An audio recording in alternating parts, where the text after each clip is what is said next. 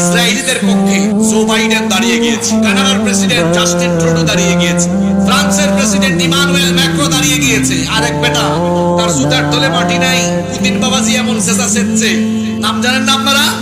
Zelensky, ইউক্রেনের president, সেও এসে ইহুদিদের পক্ষ নিয়েছে। নিবেই তো, কারণ কাফির কাফির কাফির কাফির। ভাই ভাই, আমেরিকা তো রণতরী পাঠিয়ে দিয়েছে, বাইডেন তো ওয়াশিংটন থেকে উড়ে তেল আবিবে চলে এসেছে। কিন্তু আমাদের 57টি মুসলিম রাষ্ট্রের রাষ্ট্রপ্রধানরা নামে মাত্র বিবৃতি দেওয়া ছাড়া সরাসরি বেশিরভাগ রাষ্ট্রে এখনো ফিলিস্তিনিদের পক্ষে কথা বলতে পারছেন না।